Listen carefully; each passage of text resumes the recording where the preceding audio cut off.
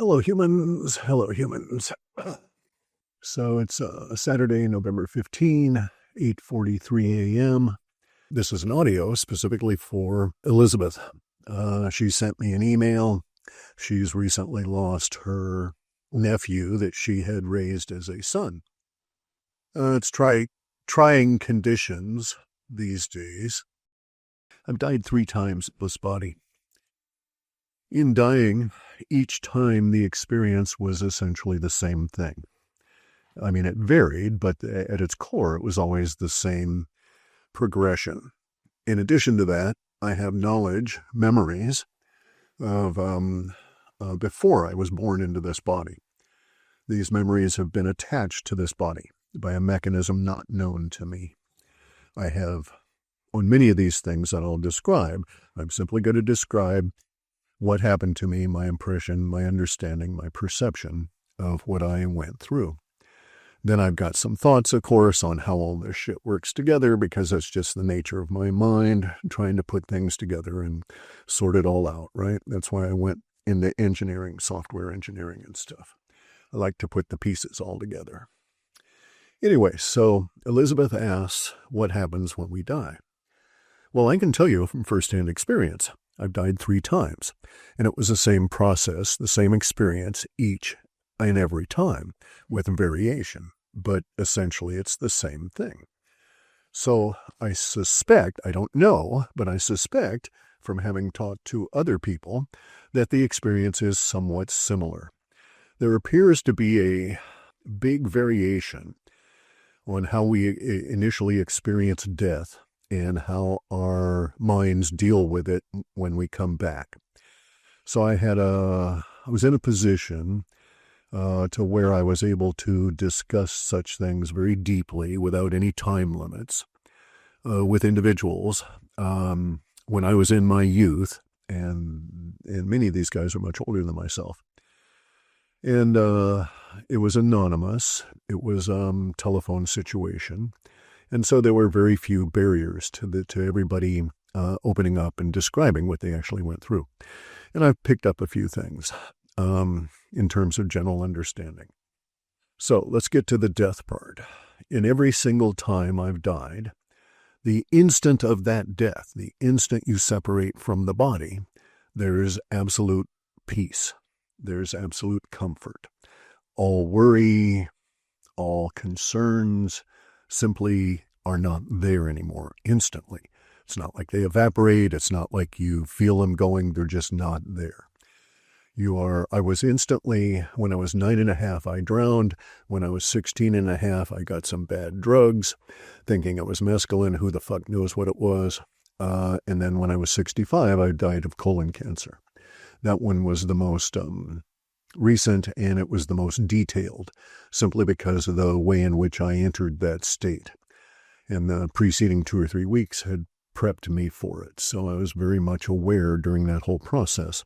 Unlike when I was 16.5, the drugs had whatever the hell it was, had altered my mind, so my perception was goofy as I was dying. When I was 9.5, it just happened suddenly. All right, so at 9.5, we're swimming off.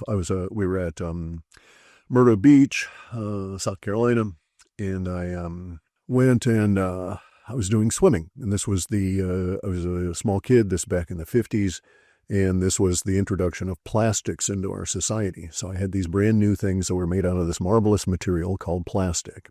I had a snorkel, and I had fins, and I had goggles. And I was in heaven. I was just, happy as a clam at high tide.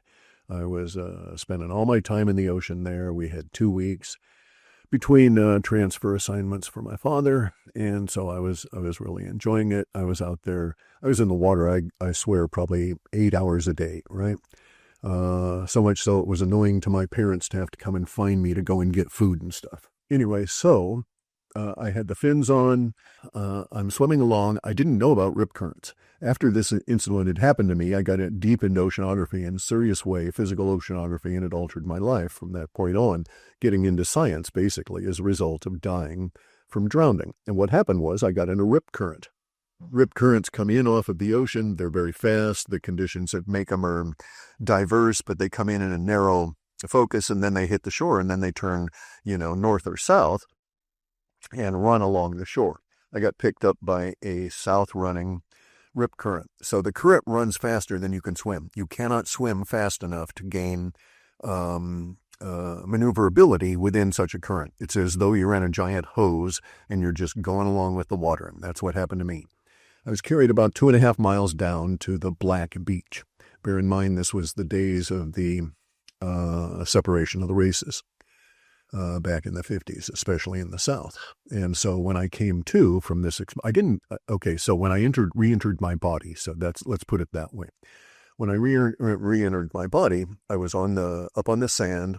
A black woman had seen me floating there and screamed, and then a bunch of people hauled me out. And then these rescue guys, surf rescue guys, had come on over and started reviving me. I don't know how long I had been dead, probably quite a few minutes. My lungs were quite full. It was a very terrible 2 or 3 days later, coughing up crap. It was a rough 2 or 3 days later. That's the one thing about dying. If you come back, the next 2 or 3 or 4 days are just hellacious.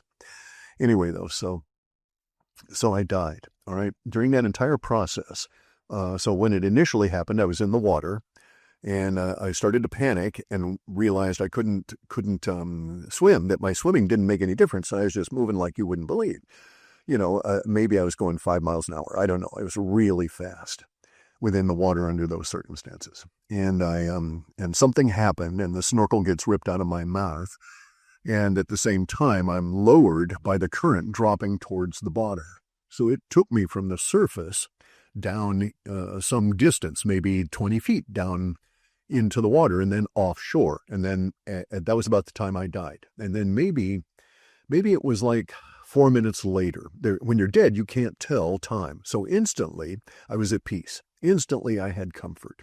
And you this is weird to say because you don't have any sensation of your body really, but you feel warm. You feel protected. I did anyway. It was comforting. It was nice. And I was an observer, and I was just sort of floating there up above the water. And at the same time, I wasn't disturbed. I remember that quite clearly. It was like, okay, this is something. It's happening. I feel fine. That's my body down there. But at the same time, I was sort of drifting in and out of my body. So it wasn't like a complete separation at that point. The complete separation from the body came when they hauled me out of the water. And I saw myself separate from the body, or I felt it, however we want to say that. I perceived it. And so I rose up above my body and watched it all. And maybe I was hovering 30 or 40 feet up above the beach. I had a good view of the beach. This is really weird because you don't have eyes. So how the fuck are you seeing? You don't have ears. So how do you hear, right? But you do.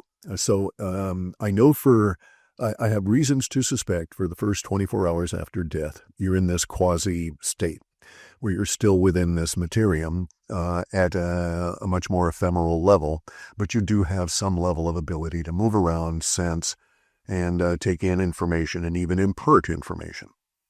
I'll get into that in a bit. So anyway, so I die. They haul me up on the beach. This guy comes on down, and he has this weird thing, which I now know was this expiration tube. They put this tube in your mouth, and then they shove hard on your lungs, and you pump out all of the water. And so that happened to me. It was terrible. I'm coughing and stuff. My mom's there. She's freaking out. My dad's holding her. My brother is hiding behind him. And it was a very terrible situation. But I come out of it.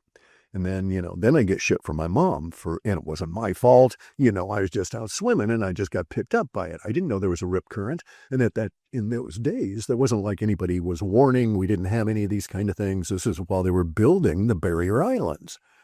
It was that primitive around here. So, in the U.S. So that was my experience of death at that point. I didn't go very deep, right? It was just that, maybe that whole time, there's no time when you're dead. That's a weird thing. You have no sense of duration. So I can't say for sure how long it happened. And, it's not like I observed clocks or watches or stuff at that point. Anyway, so maybe it was 20 minutes, right? And it was a horrific experience. And then it altered my life from that point on in any number of ways. And then later on, when I'm 16 and a half, I had bought some mescaline from this kid. And he had got it from someplace up north here in Puget Sound. And so mescaline was like my drug. I really liked that stuff because I was very good at maneuvering through hyperspace on that.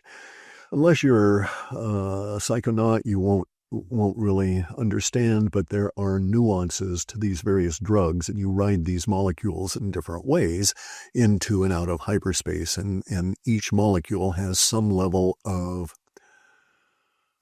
aspect and attributes that others don't relative to what you're able to do in hyperspace when you're there. So I always found mescaline to be much more like grounded, much more down to earth, which is just so fucking funny when you think about where I was at. And I could do much more stuff with mescaline. Mushrooms are okay, psilocybin's okay, but it doesn't have this quality of like the workmanship quality. The way I think of it is that psilocybin is more of a healing process. You're going there as you're using it as a sort of a healing, curative kind of a thing. Whereas mescaline was much more like exploration, right? And it was just a different, subtle but meaningful subflavor of the experience. Anyway, so I bought some mescaline. Turned out not to be mescaline. I was very, very ill. I'd barely make it home. My driving is really wonky and stuff, and it hit me very hard. It shouldn't have happened that way. I realized it's not mescaline. My parents and my brother are out. I'm still living with my parents at that stage. I left the house early, but it was 16 and a half when this happened. And so I come on home. I had a mattress and box springs on the floor in my room. And so I come on in, I fall into the bed and basically die. And I leave my body knowing I was dead, seeing the poor colors. I was very, very sort of whitish pink. And my eyes were, and I'm observing all of this from outside of my body, and my eyes were hugely dilated, like massively dilated. But this was not a psychedelic experience. This was like a direct poisoning. There was no mental effects or anything. So whatever the hell that substance was, it was not really a drug, or it was badly produced or something. I'll let you know that I recovered, obviously, because I'm sitting here discussing this, but the kid I bought the drugs from did not. Okay, he died that night and didn't come back. No one knew at that time that I also died that night because I didn't tell anybody. My mother was a little bit nonplussed when I overslept the next day, but basically what happened was I died. My body rolls off of the bed in the process of dying, and then I spent some time, an unknown amount of time, because you don't have a duration sense and time is meaningless there, in a floating position up in the top of the room with the other parts of my greater being, which is just a way to phrase this experience.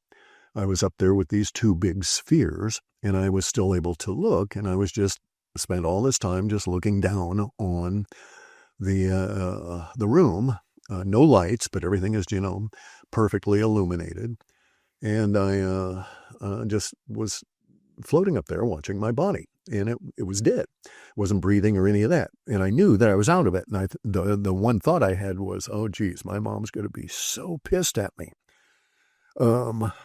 But I had peace and comfort. That's the thing. There was no anxiety. There's no worries or any of that kind of stuff, right? So this was 16 and a half. I didn't learn that much from the process of death then. I learned a whole lot about how to assay and purchase psychedelics and even make my own, because after that it was like, nope, not taking any chances, right? So I became something of a chemist at that stage, but that was neither here nor there insofar as the death part of all of this for Elizabeth. So now, interesting stuff as a side note here is that it's my understanding that you have basically 25 hours, a day and an hour after you die, where you still have some level of presence here in the materium, the illusion of the matter, and you can do things. So I have been visited by, I'm 72 years old, I've been visited by many people who have died in my life on the day of their death. And usually it's that night, okay? I don't know why, but the people I've been associated with who have died have all passed early in the morning, very late at night, early in the morning. And then, basically 18, 20 hours later, I would go to bed. And in that process of going to sleep or being disturbed in my sleep, I would be visited by them, and messages and information would be given. It's not like they talk to you in words. Your mind puts words to what you pick up, but you don't hear. I didn't hear voices or anything like that. I saw images. And so my mother visited me after her passing. My brother did. My father did not. Now, he died in very distant from me under different circumstances. So he didn't, but my father-in-law did. And a number of other friends have visited me on the day of their passing. It's always been happy. They were always communicating peace, joy, and comfort in the imagery and the way that they were doing it. And so, especially with my brother, he was taking, some considerable effort to make me understand that he was happy, that he was at peace, that he was no longer suffering. And so this was good. So there is that aspect of it. Other people have visited me, and I know that they've gone through similar experiences that I went through. Now, I never got to the stage in my deaths of going to visit anybody, right? I was always still reasonably connected in a proximity sense to my body. So I had yet to officially give it up, so to speak, and go walkabout. And that probably would have been the next thing that would have happened to me in any of these. At age 65, I passed of colon cancer. I had been wasting away for years. Nobody could find the cancer. It was really its own goofy situation. It was a very large mass, the size of my palm. It was 5 inches by 4 inches by 1.5 inches thick. And it had blocked my intestine completely, and I had intussusception and major surgery. I knew I was dying. I'd been through a hellacious week. And on Tuesday, I had actually interviewed with Jenny Moonstone, and you can see me just 3 days before I died. I wasn't looking that good, in my opinion.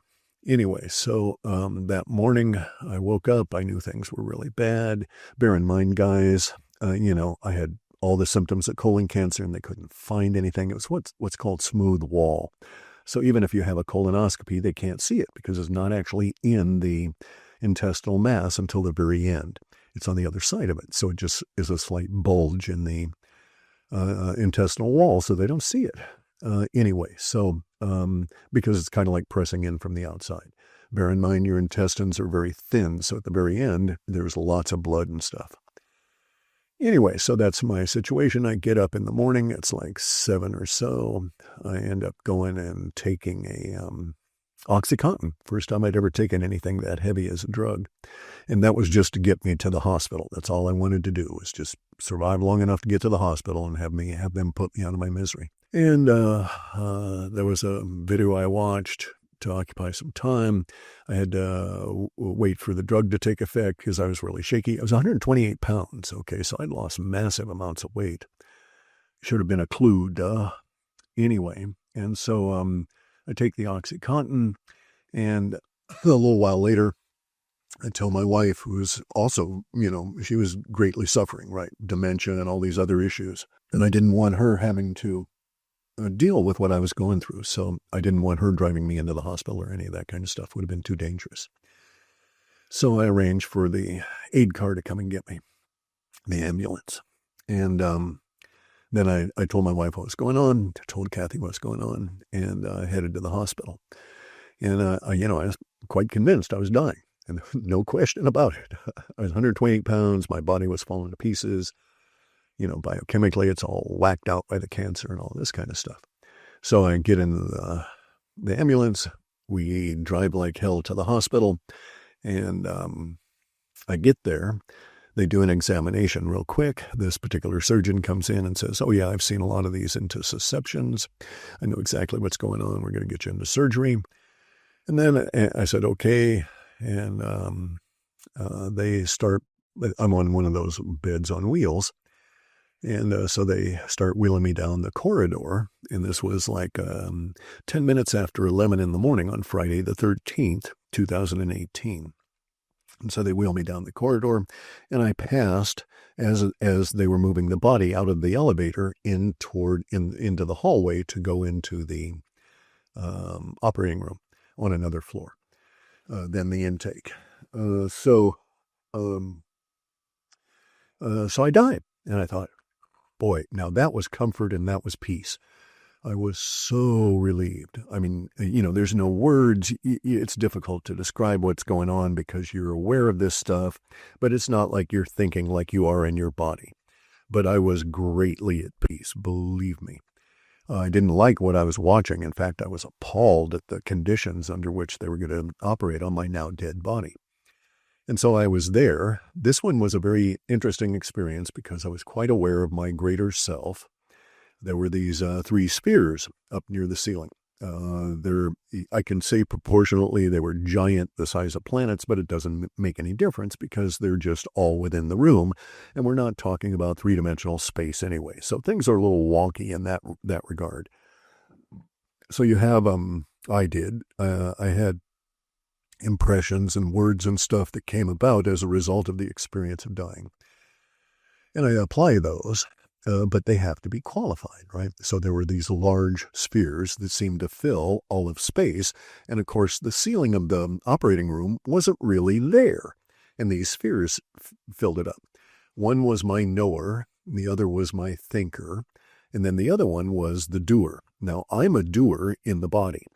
That's what my little bit of consciousness is. But I'm not the only Clif that is a doer in the body. And others won't have my name, of course. They won't have the name Clif, but they're me. And they're me of a slightly different flavor. 6 of them are female, and 6 of us are male. And we're always going to be male. I'll always be male, every incarnation. Anyway, so I going up and I'm a little sphere and I see what's going on. This is cool. I'm proactive. I'm going to go up and join the other doers. And that's when something funny happened. Okay. So they were up there all swirling around, all these 11 other spheres swirling around, active, moving within the larger container of the doer. And I couldn't get in. It was somewhat disconcerting. So I was just hanging out. I didn't, there's no thoughts. It was just a fleeting emotional response that, this didn't work. Anyway, and so I hang about. Nothing else to do. I have no understanding that there's anything to do. I'm just there, just existing. And I'm watching it all. And so I watch him do the surgery for two damn hours. As I say, I was quite appalled. I was very critical about all this. And, I kept sort of looking around for someone to tell, but there wasn't anybody, right? I didn't have words anyway, but so around 1:05 in the afternoon, they stitched me all up and they're going to bring me out. Now, I don't think they knew I was dead. All right. So I think I died, and because as I was dying, they were just putting in all of that gear, all of the breathing shit and the tubes in your arms and all of that kind of crap, and the catheter and stuff seemingly was working, and my lungs were moving because of the respirator thing. And, they were using, the anesthesiologist was doing all of this stuff anyway. And so around, like I say, around 10 after 1, they're bringing me out. And that's when the anesthesiologist said that he's not responding. And the surgeon got a little bit brusque, started issuing orders. And they, a couple of minutes later, they hit me with a paddle to shock me. And that's the first time I was sucked back into the body. But just the instant before I was sucked back in there, one of the 2 big giant spheres, the knower up here said to me, I don't have there was no sound, there's no words. I just got this message from it saying, go back now. You're going to have meaningful work. That was the phraseology that hit my mind. Bear in mind, they're basically just doing things in your mind to cause knowledge and words to rise up. So it's not like they have to transmit it. They just have a frequency, and blip, there you go. The understanding is in you. And so it said, go back. You're going to have meaningful work. And I thought, no, I don't want to do that. And then they zapped me, and I was instantly back in the body, and I was really pissed. And it didn't work. I was back out again. And again, it was a big sigh of relief. Instantly, you feel comfort. There was no pain. When I was in the body, boy, you cannot believe the pain even coming through all of the drugs that they'd pumped into me. So, I mean, I was split from my sternum down to my crotch, flayed open, all of this kind of shit. Anyway, so then the knower says to me, no, you have to go back. That you go back now and you'll have a chance to die in a great global battle.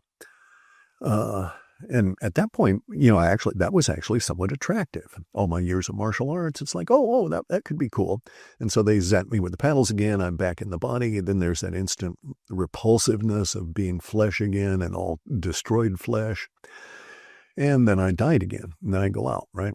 And so the third time, it happens a third time. And this time the knower was very insistent and at the same time also very supplicating, as though offering a bribe, and said, you must go back. If you go back now, you'll have a chance to know love in your later years. And that was super attractive, and I didn't fight it. Okay, so when they zapped me again, I stayed in the body. Now, this is my understanding of it all. There's undoubtedly other understandings of what happened. And so I came back, and that was my new birth date and time, right? I was reborn. And it was a very terrible time thereafter because of my body and stuff. And that was the big issue, was the material aspect of this. So, for Elizabeth. Okay, so I have some speculation about what happens to you after the first 24 hours. And there's these kinds of processing that go on. This speculation that I have about that has some small levels of for me, surety of knowledge, because I had experiences prior to this body's life. And so I can make some connections within my mind as to how this stuff probably, to some extent, will be perceived as working. It may not work that way, but we're perceiving it this way. So, as for your loss, he was instantly embraced. And everything that he had endured here was gone from him, and he did not have to take it with him in passing through that veil. So all of the abuse, all of the horrors of life are left behind with that last breath.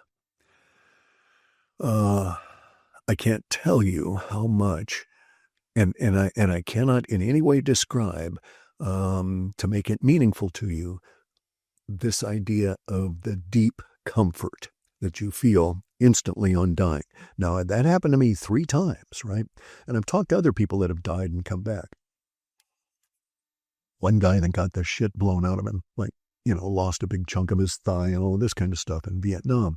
Was in surgery emergency surgery, but he died on a hospital ship because of the extensive wounds and stuff, and then they resurrected him, just like with me. He was dead, he said, for about 4 hours, and I don't doubt it. The body will keep functioning during that period of time, and he was just not connected. And he had that same experience, right? I've talked to other people that have had death experiences. Quite a few of them, oddly, or not oddly, because I was interested, right? And so I've talked to quite a few of them. A lot of people will flavor their death experiences when they speak about them, the near-death experiences especially. Okay, so those people that didn't actually die for any length of time or anything, those near-death experiences are often flavored with religion and all different other kinds of stuff. When you die, when you're in that dead state, in my experience, There's no separation between you and the knower and the thinker. And then you also realize there's no separation between the knower and the thinker and the doer that you are a part of, and the rest of this, and the rest of supreme consciousness. No separation whatsoever, that it's all an illusion. And it's a very greatly engineered illusion, but it's not perfect, and you can slide through, and frequently it happens. And there's apparently a point for that, right? There's some deeper understandings that can be derived from our materium being not perfect and from the death process being not perfect, etc. But I can tell you that your relative is at peace and was so from the instant of death. And there's also a shedding process where you shed bad feelings, hatreds, all of this kind of stuff. Everything seems absurd. Once you're dead, all of your, all the emotionality and stuff seems absurd. So when I first died when I was 9.5, and I knew my mom was going to be really, really, really pissed, here I am dead, floating up over them trying to revive me on the beach, and thinking, oh my God, she's just going to be so upset, and then it was just like hilarious. It was just like so funny on so many different levels. There's many different ways to think about the people that have died, right? And but one thing you can be sure of is that there is no suffering. Suffering exists only in this materium. And so you can be absolutely sure that, whether you think they're in the hands of Jesus or they're being reincarnated or, they're with Buddha or Brahma or whatever, all of that stuff is within the materium. All that is a view or perception from down here in the illusion. So you can't take any of that stuff with you as being a solid understanding. I've talked to people that have died and have had all kinds of weird experiences that were religious in nature and so on, and it appears to me, it's my conclusion, that was all their overlay that their mind put on what they had experienced when they came back. And it doesn't necessarily apply in a broad sense or even in a particular sense, because they could be deluding themselves deliberately or otherwise just about what's going on. So anyway, so that's my understanding. That's what happens. Now, I can speculate, and I can speculate that after the 24 hours, now it's 24 hours here in the materium, so there's no time it's all the ever-present now, the eternal now. So there's no time or anything. That's an illusion. That's within the illusion here. But from our perspective, within this reality, it takes about 24 hours after a person has died. They are more or less completely shed of this reality. They won't have lingering tendrils down or any of that kind of thing. And so that affects, let's call it processing. And so until you get clean of this reality, and it's during that period of time that you go and you talk to people and you give out the emotions and stuff that you want to. And so that's the information I was getting from all of those relatives and everybody that had died and came and visited me after their death. That they were there, they were making the rounds, they were, and it's easier to insert the information in people's minds when they're asleep and so on, right? So it all sort of makes sense. But then you have that day you get to cleanse yourself of all of these. So you get to say goodbye. And you're not sad, you're not unhappy in any way, shape, or form. You're actually I actually found that experience, that part of the experience of being dead and being comforted, very, very glorious, right? There's no pressure. There's not even the sense of duration. So you don't even have the sense of pressure of time. That it's truly peace at a level that we don't know here in matter, okay? Because matter is always vibrating. There's all this stuff going on and so on. This level of peace is so much beyond that it's not really, I can't find adequate words. All right, so there's that aspect of it. Then for 24 hours, you get to say goodbye and stuff. If you have the energy available, there's all different kinds of things. The people you want to contact have to be receptive, and there's all these variables. And then you go into this area that we'll call processing. In the processing, what basically happens is, my understanding is that everything you went through, all of your experiences of your life, which were tied to your body, or experienced through the body, are tied to your soul, which is the operator of the body, and the intermediary between your consciousness and your body. So at that point, the soul is cleansed of all of those experiences. They're basically like rendered into a very thin layer that goes on to a drop, a single individual drop. And this individual drop is your intuition in your next life. So that's how your intuition gets taken from life to life to life. Not as words, but as an encapsulation of an experience that was felt by the previous body, that will somehow intrude with your body in this life. In those times when you need to have that intuition, either through your mind or body or whatever, right? And so that's your experience of everything rendered down. That's how you get intuition. Then, while that's going on, so at the point that that's going on, your soul is off on its own processing. Because the soul is a container. It's not you, okay? So it's your container. It's uniquely created to only house your vibration of consciousness, but it is not you. It is truly a possession. So your consciousness possesses this soul, and it goes off on its own processing. At that point, your consciousness goes into what I call, and what lots of other people call, the deep sleep. And in that deep sleep, you have mentition, you have memory, and you have an awareness. But because you don't have the body, you don't have the same kind of awarenesses as we have within the body and the materium. But believe me, you will experience awareness. And there's no duration, so there's no pejorative aspect to it. It's not like you're there bored or any of this kind of stuff, right? Now, you got all kinds of people. I've had people say, oh, you were in hell when I described this, right? So I was in a group setting once with a bunch of people that were, I won't go into it, a bunch of men, like group therapy kind of thing, right? And I described this, and the couple of people got really bent out of shape, telling me that I was in hell. And that, that one guy had said he had died, and he met Christ, and God was up there showering, dove's eggs on him or some damn thing. And I said, well, that's fine. Okay, good for you, guy. That was not my experience. And so, but it was, it very upset them that I was able to like codify my experience this way. So some people, apparently their minds put other aspects on the experience. The one guy that got really bent out of shape in that group therapy session was, when I talked to him later, and we went into it in some depth at the cafeteria at this particular place, sitting there over coffee. And he had aspects of the same kind of experience I had. And his mind had put a religious overlay on it, is my understanding of it.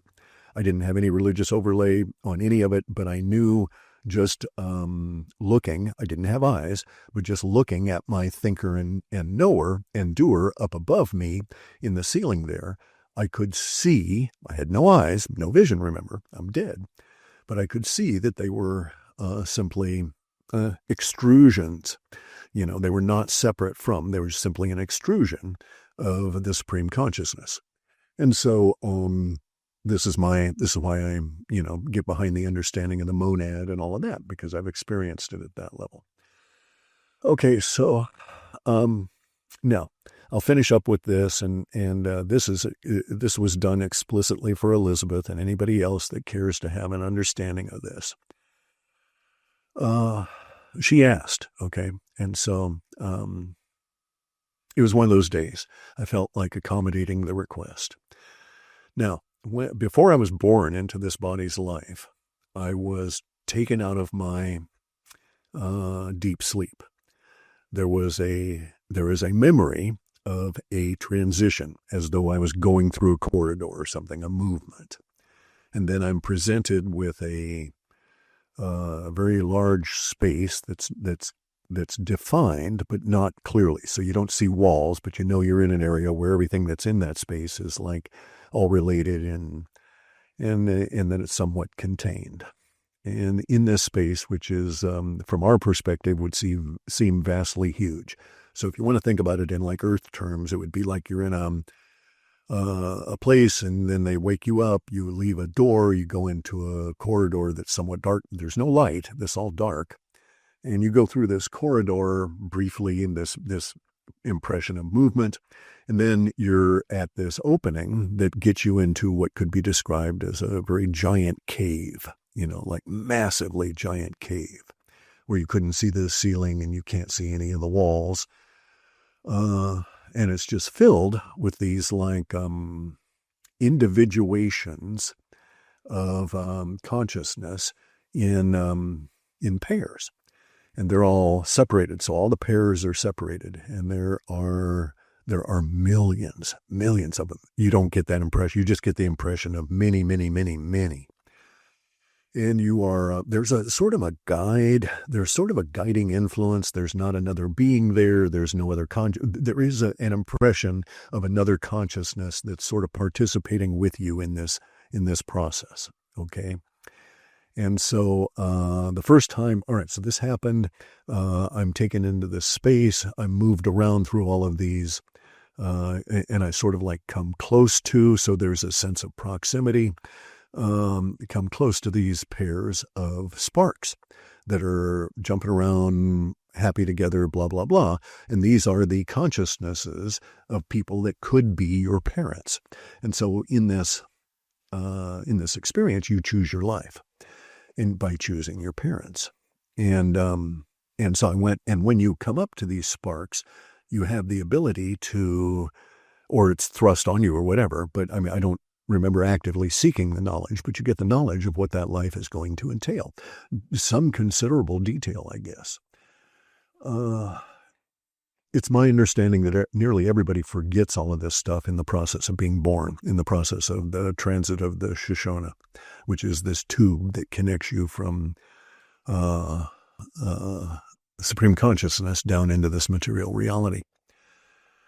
So the first time this happened, I did not find parents that were suitable to me somehow. I don't remember the mentition. I don't remember any process of making a decision.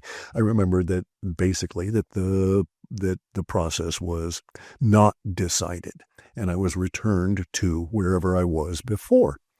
So like maybe go back to your hotel room kind of thing in terms of something that we would understand. And then some time passes. I don't know how much time. And the process repeats. The sort of awakening, the sort of leaving, I had the distinct impression that I was like, even though I don't have a body, that I was horizontal, as though I truly was asleep. That I was a body asleep, although I didn't have a body. Anyway, and so the second time this occurs, it's the same as the first. I go through the little corridor kind of experience. Then I'm at this big opening, and then I'm instantly in the giant cave. An oddity about that is, if you turn around right away after entering it, there's no door to have come through. There's just vast quantities of more sparks heading back in the direction that supposedly, or that you remember as being the way you came in. So it's a goofy kind of an experience. And then I found my parents. As soon as I saw those two sparks and felt this body's life, I took it. Okay. So, and that process was rather interesting also, because as soon as I agreed that this was, to be me, there was all this like instant bonding and no sensation of time, by the way. It's just all of a sudden, I'm just me in this body. Only there was actually the transit, the transit through the Shoshana to the body. Now, bear in mind, that my body had already been born. Okay, so nearly everybody enters their body's life at some point after the body has been born. And I'm not talking days necessarily, maybe months, maybe years. Mine was, and this is coincident with, like when the infant begins to crawl and all of that kind of stuff. So, it's my understanding that my very first memory of this body was being in this like basket, and moving my arms and legs and making noises because all of a sudden I'm in a body.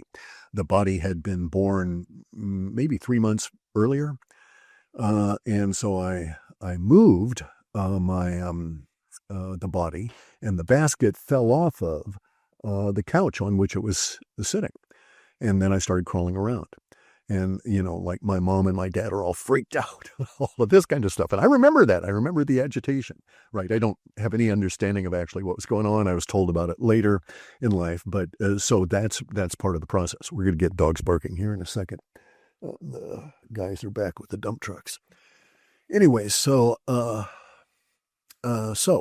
in general, since, in a sort of wrap this up for Elizabeth, there's no need to feel sorry for anybody that's dead.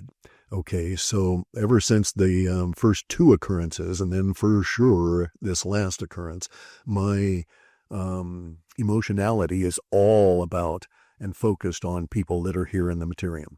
Everybody that's not here is not in issue, doesn't have any issues. They're not in pain. They don't have any real problems that way, and so on. So it's us here that need pity and this kind of thing.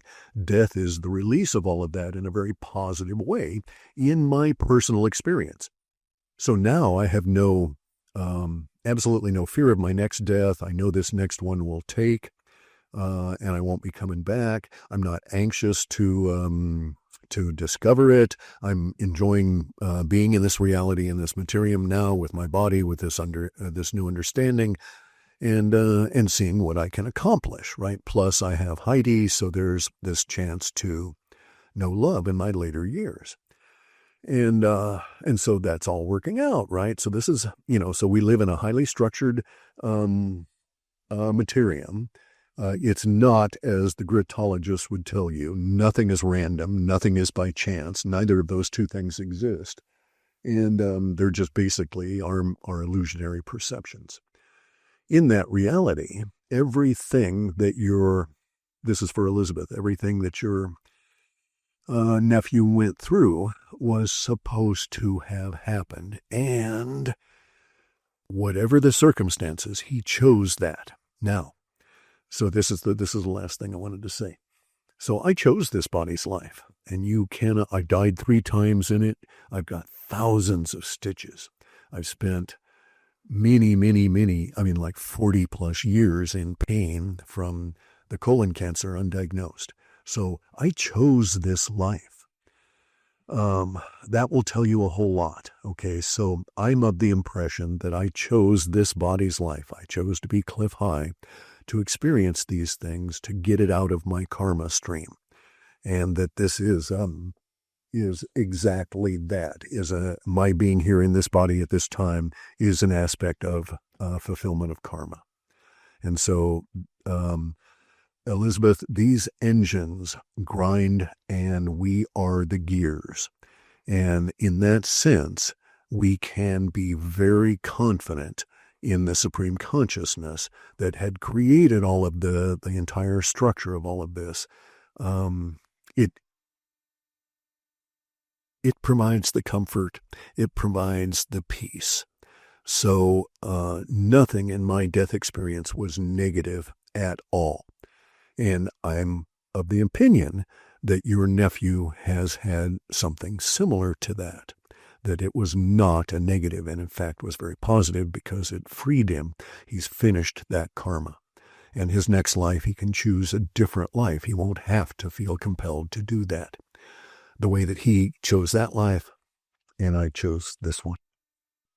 I hope that can bring you some comfort. It's difficult, very difficult.